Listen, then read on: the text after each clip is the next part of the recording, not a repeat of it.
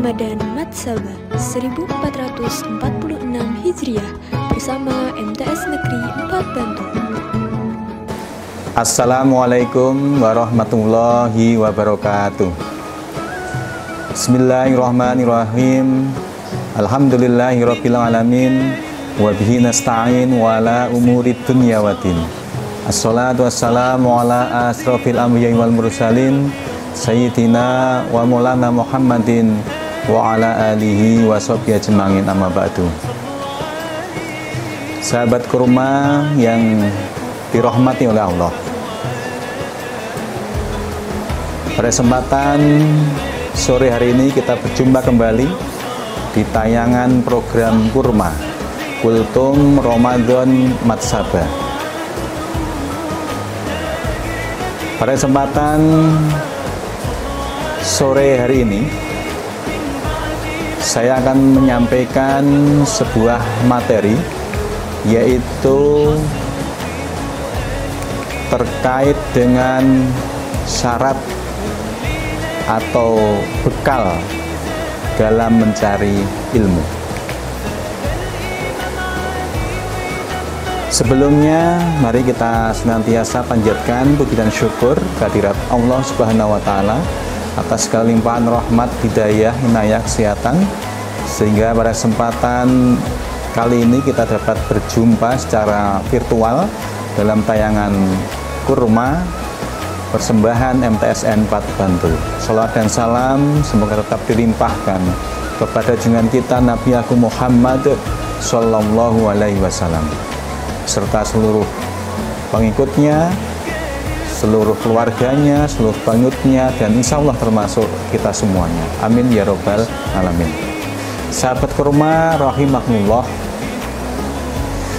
sebagai seorang muslim, apalagi sebagai seorang pelajar muslim, mencari ilmu atau thalabul ilmi adalah suatu kewajiban, sebagaimana sabda Rasulullah Shallallahu Alaihi Wasallam yang diriwayatkan oleh Ibnu Abil Bar, thalabul ilmi faridotun ala kulli muslimin wal muslimatin, yang artinya bahwa mencari ilmu itu adalah wajib hukumnya bagi setiap muslim, baik laki-laki maupun perempuan. Oleh karena itu, seorang pelajar, seorang pencari ilmu itu harus memiliki bekal yang cukup, sehingga dia nanti akan sukses dalam pencarian ilmu itu. Hal yang utama yang harus dimiliki oleh seorang pencari ilmu atau seorang pelajar adalah niat. Tentunya adalah niat yang bersungguh-sungguh. Dalam sebuah kitab, yaitu kitab Ta'lim Muta'alim, yang dikarang atau sebuah kitab karya dari Syekh Az-Zarnuji, bahwa niat mencari ilmu, khususnya ilmu agama, itu setidaknya ada 5. Yang pertama adalah niat mengharapkan ridho dari Allah Subhanahu wa Ta'ala. Yang kedua adalah untuk menggapai kebahagiaan dunia, lebih-lebih adalah kebahagiaan akhirat. Kemudian yang ketiga adalah untuk membasmi atau menghilangkan kebodohan di dalam dirinya dan juga kebodohan pada orang-orang di sekitar kita. Yang keempat adalah menghidupkan agama Islam kita. Dan yang terakhir adalah untuk menjaga keberlangsungan atau kekekalan dari agama yang kita inut, yaitu agama Islam. Selain niat, para pelajar atau pencari ilmu juga harus memiliki 6 syarat atau 6 modal dalam mencari ilmu. Hal ini sesuai yang disampaikan oleh Syekh Az-Zarnuji dalam kitabnya tadi, Ta'lim Muta'alim. Di dalam kitab itu ada 2 bait syair dari Sayyidina Ali bin Abi Thalib radhiyallahu anhu. Syairnya begini: ala la tananul ilma illa bi sittatin sa'umpika majmu'an bihabi bayanin zukai wa hirsin wa tibarin wa bulghatin wa irsyadi ustadi wa tuli zamani. Nah, itu adalah syair yang disampaikan oleh Sayyidina Ali bin Abi Thalib radhiyallahu anhu, yang artinya, ingatlah, engkau tidak akan mendapatkan ilmu kecuali dengan memenuhi 6 syarat. Saya akan memberitahukan keseluruhan secara rinci, yaitu yang pertama adalah kecerdasan, kemudian yang kedua adalah kemauan atau bersungguh-sungguh, yang ketiga sabar, yang keempat biaya, yang kelima bimbingan guru, dan yang terakhir atau yang keenam adalah waktu yang lama. Mari kita lihat satu persatu 6 syarat mencari ilmu tersebut. Yang pertama adalah kecerdasan. Para ulama membagi ada 2 kecerdasan. Yang pertama adalah muhibatun minallah, atau kecerdasan yang diberikan oleh Allah Subhanahu wa Ta'ala. Jadi sebagai contoh adalah seseorang yang memiliki hafalan yang cukup kuat. Nah, ini karena memang memiliki kecerdasan muhibatun minallah. Kemudian yang kedua adalah kecerdasan yang didapat dengan usaha. Jadi selain memang kecerdasan itu langsung dari Allah, dari usaha itu juga kita bisa menjadi cerdas. Misalkan dengan cara mencatat, mengulang-ulang materi yang diajarkan, diskusi dan sebagainya. Ini juga nanti akan kita akan menjadi cerdas. Syarat yang kedua adalah bersungguh-sungguh, kemauan yang bersungguh-sungguh. Barang siapa yang bersungguh-sungguh, maka ia akan mendapatkan kesuksesan. Begitulah dalam menuntut ilmu, kesungguhan adalah satu modal yang menguasai ilmu yang sedang kita pelajari. Ada pepatah bilang, manjada wajada. Siapa yang bersungguh-sungguh, maka dia akan berhasil atau dia dapat mencapai kesuksesan.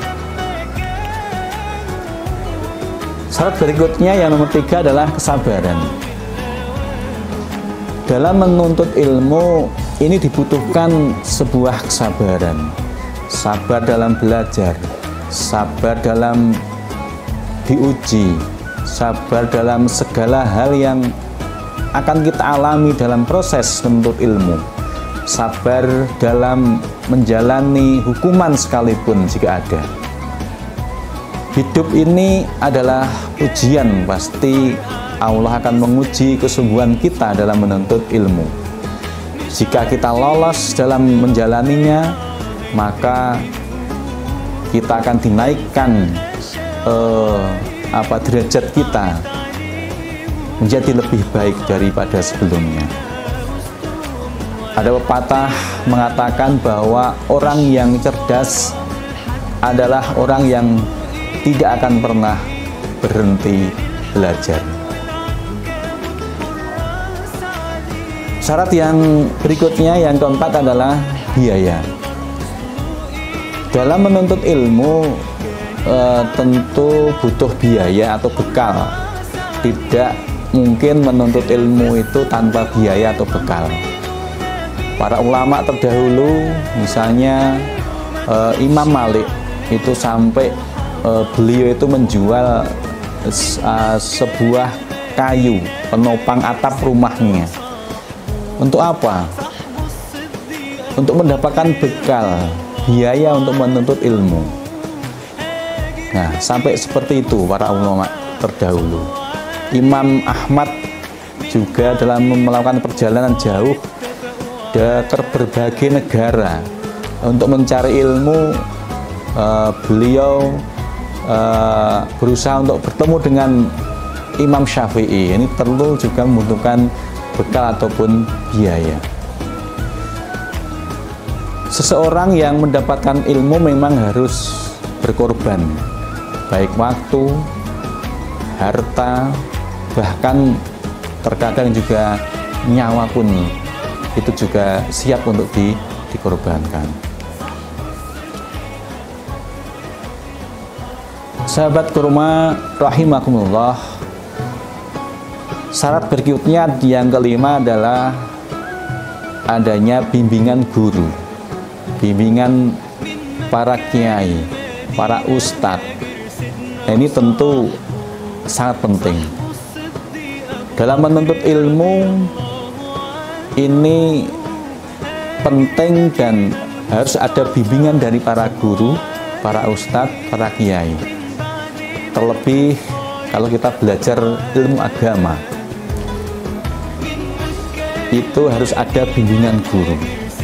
Belajar ilmu agama jangan hanya otodidak semata, karena itu nanti akan berbahaya jika salah memahami suatu teks ayat atau hadis. Karena begitu pentingnya bimbingan guru, bimbingan para kiai, maka kita harus menghormati dan memuliakan guru-guru kita. Hal ini semata-mata untuk mendapatkan ridho guru, yang pada akhirnya kalau guru kita sudah ridho, maka kita akan mendapatkan ridho dari Allah Subhanahu wa Ta'ala. Berikutnya, syarat yang keenam atau yang terakhir adalah waktu yang lama. Dalam menuntut ilmu ini butuh waktu, butuh proses, dan tidak mungkin ilmu itu didapatkan dalam waktu bulan saja, tahun saja, itu bisa lama. Imam Al-Baihaqi berkata, ilmu tidak akan mungkin didapatkan kecuali dengan kita meluangkan waktu.